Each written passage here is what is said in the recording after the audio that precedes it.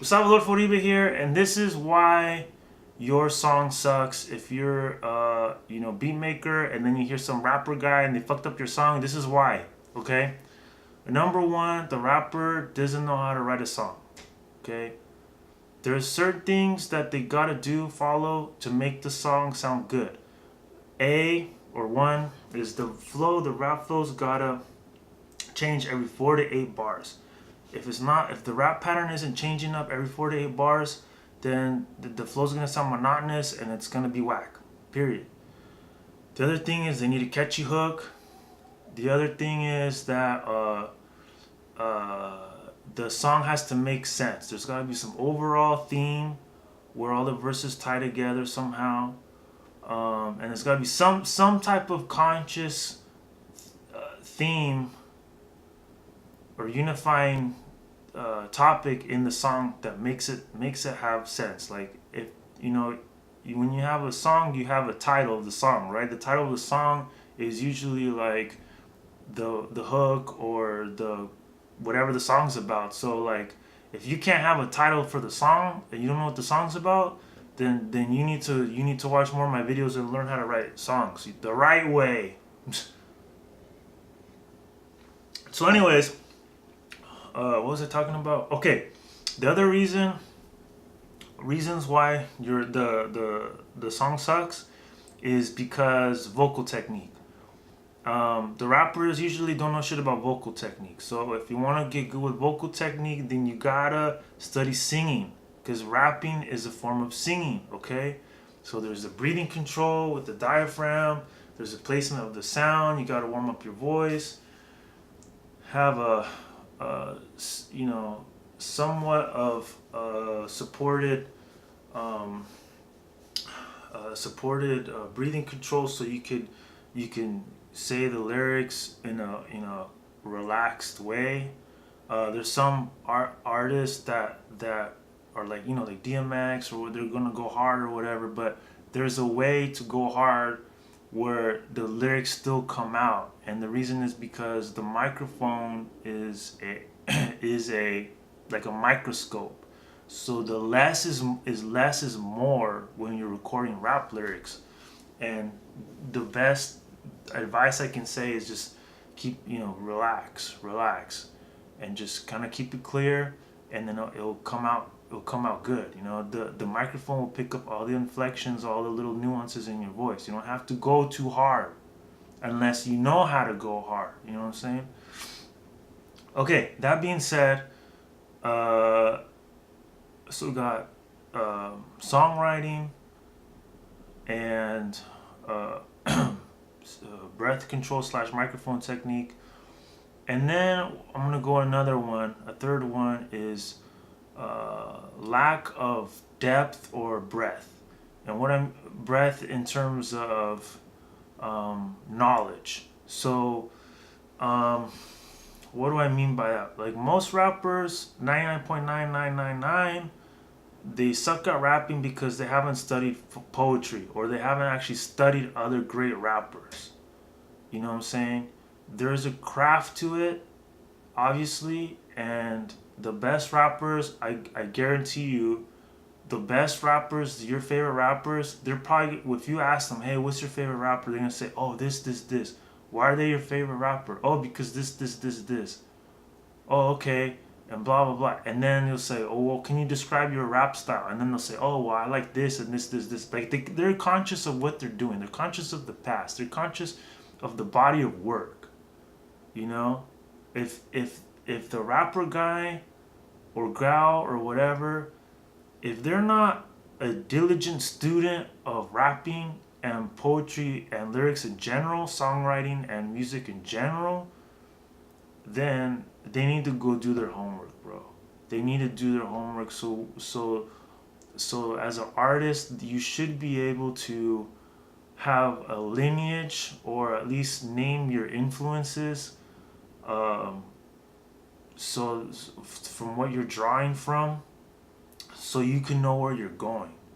You know what I'm saying? Because if you're a rapper guy or gal, and you're just rapping or whatever, like a la chingada, and you think you're the shit or whatever, chances are someone's gonna be like, oh, you know what? That rapper sounds like so and so. But you know what? They're not as good as so and so, so I don't want to hear them rap.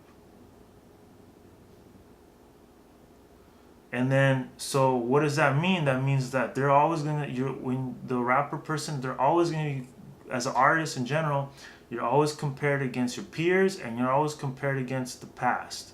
So if you don't know how to differentiate yourself from the past and your peers, so you could draw your influences and put your spin on it, so it's your unique and your own.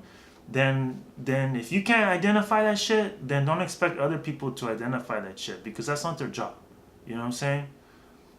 Like music critics, I mean, they're like educated music listeners, right? So they're gonna be able to articulate what I'm saying, and the artist should be able to articulate what I'm saying too. But it's the artist's responsibility to have a um, educated uh, understanding of their craft. You know what I'm saying?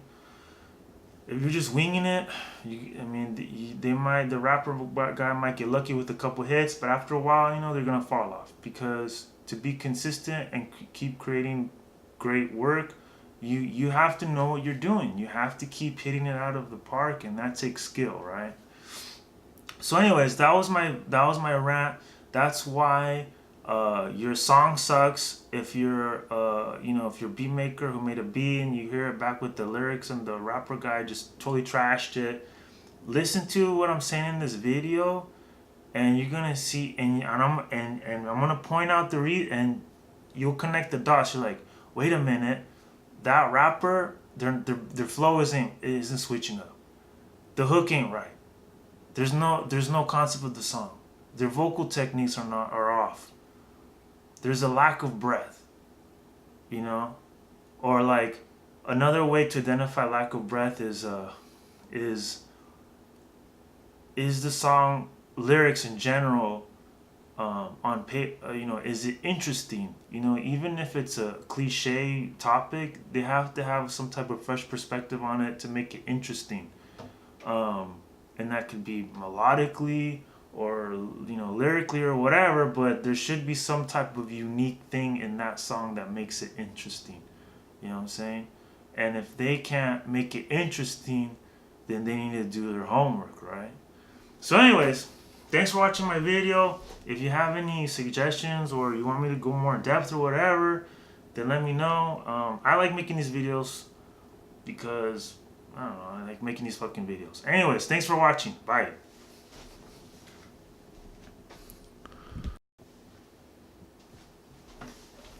We're doing another one, folks. We're doing another one. This video, the difference between a producer and a beat maker. This is my 2 cents, alright? So, if you're a beat maker, then you can make a beat and you're done, right? The drums are tight, the melody's tight, the harmonies are tight. You have your intro, verse, hook, or chorus section, whatever, and then maybe an outro or whatever, and it's tight. And so anybody who raps on there it's gonna, if they know what they're doing, it's gonna be a tight song, right? Okay, now what's a producer? No, that's different, and that's more of like a movie director. A movie director is very similar to what an actual producer does in music. The names are a little like kind of weird, because technically it should be director in music, and the producer's technically like more of the logistics and planning of it. But because a lot of things overlap, whatever, fuck it, you know what I'm saying? Anyways, a real music producer is like a director and a movie director and a movie producer, kind of overlapped. So what does that mean? That means that they know where they want to record, they know the logistics of like cost and planning and stuff like that, musicians they want to hire, what music equipment is going to have the sound that they want, and they also have the direction of the project, of the sonically how it's going to sound, what the objectives are for it, what songs are going to fit together if it's an album or whatever, the presentation of it, you know what I'm saying. Just a lot, and just kind of like a coach, you know what I'm saying, coaching the musicians, coaching the artists, giving feedback, saying, hey man, that shit sucks, why don't you do this or whatever. That's a real music producer. Now, some artists are, some artists have those skills, uh, and some artists don't. It just is what it is. Some artists are going to develop those skills, some artists won't. It is what it is. But if you're a beat maker and you call yourself a producer, well, then if you're not producing, if you're not in the studio with the artist, technically you're not a producer. Technically you're a beat maker. Technically you're a composer. Technically you're a music composer, right? Because you're composing the music, you're arranging the music. That's actually what a music composer does. It's just the fact is that you're part of the engineering process and shit like that. So yeah. You're programming it into a fucking computer and then it's spitting out the fucking music back. So, you're whatever. So, if you're a beat maker and you want to learn more of these music producing skills, then to get these music producing skills, you need you need to have a music background, so you need to be able to talk to musicians, music theory, so you can say, hey man, why don't you play this chord instead of that chord, or why don't you put a minor ninth on that motherfucker, or say, why don't you do less of this or more of that, be able to coach them. Like if it's a drummer or something, it's like you little bit more hi-hats on there, or don't hit the snare too hard, or tighten it up or whatever. Like their instruments, and what sound you're trying to get. You know what I'm saying? With the rappers, you say like, okay, well, you could call them out like, hey man, that verse is kind of weak. You know what I'm saying? Or why don't you do this to it? Or why don't you try that? Or that hook is not right. Whatever. And be able to communicate with them in a professional way, so they don't get butthurt or whatever, but they still get the point across. Or sometimes you do have to use some kind of Jedi mind tricks on them, whatever. But as a music producer, you should be, well, technically a music composer, but in this case a music producer. You should be the strongest musician in the room, right? That's your job. You're just managing it, so the quality of the overall quality of the project has your vision or your check of approval, right? That's the artists and musicians are trusting you to the buck stops with you. You know what I'm saying? So you should have the strongest. You should be the strongest musician in terms of like the macro. You may not be the best musician, instrumentalist there, but you should be able to get it to sound the way you want it to sound. And so the other musicians trust your vision, because they're like, you know what? That guy knows what he's doing. That guy, trust that guy. If he tells me to do this shit, I'm going to try it and I'm going to do it. That's the level of trust and shit that should be expected. You know what I'm saying? Because they know that if you put your time into it and you're there in the studio and you're directing traffic, they know that their project is gonna come out better than if they try to do it themselves. That's the point. That is the whole point. That's the whole point. So I don't know if I touched this, I forgot, but whatever. If you're back to, if you're a beat maker and trying to get these skills right, so you gotta study music, uh, the theory and stuff. You know, I always say study jazz piano if you're a beat maker. Study jazz piano. You know, that way you as a musician you become as the most well-rounded instrumentalist, because the keyboard is the composer's instrument. You know, you could do guitar, drums, whatever, but with the keyboard you have the full range of the music, notes, you know what I'm saying? And then you're able to try out different arrangements and stuff, you know, on the keyboard, and then you could visualize it, sonically visualize it with with other musicians, you know what I'm saying? So, study that,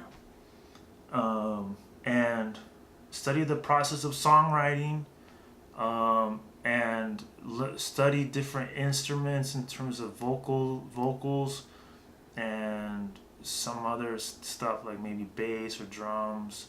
Just kind of be aware more of it. You know, like if you go into a recording studio and you can't name the drums, like if you don't know what a snare drum is, if you don't know what a fucking bass drum is, and the toms and the hi-hat and the open hat and the cymbals, if you don't know what that is, then you need to study that, so you know what to you. The first sign of incompetence is lack of preparation. Yeah, so if you know you have, you know, Navy SEAL musicians going in there, and then you're saying like, oh, can you make that, like, you know, like, can you do like a samba sound, you know, or, you know, if you say something stupid shit like that, bro, like they're gonna, the red flag's gonna go on their head, and they're gonna automatically give you the mental red card. So you know what? I'm gonna pretend like I'm doing what they're saying, but I'm not really gonna do what they're saying. And this is a golden thing that I'm telling you in this video, is that when you're dealing with trained musicians that are really, they know what they're doing, if you don't talk their language, if you are incompetent, then they're not gonna respect you, and they're just gonna give you the show. They're just gonna give you the show. Like, they're gonna give you the show. For the musician to really respect you, they need to know that you know what you're doing, that you know what you're talking about, that you have breadth and depth, or at least have a reference point. Like, say, you know what, you know, I want you to do like you know, like a Miles Davis tone on the trumpet or whatever, or like, you know, something like, so they can get a reference point. At least something like that, you know what I'm saying? Yeah, and you should study like at least different types of musics or genres, so you can have more reference points too, you know. So anyways, I'm gonna wrap it up. Thanks for watching. Bye.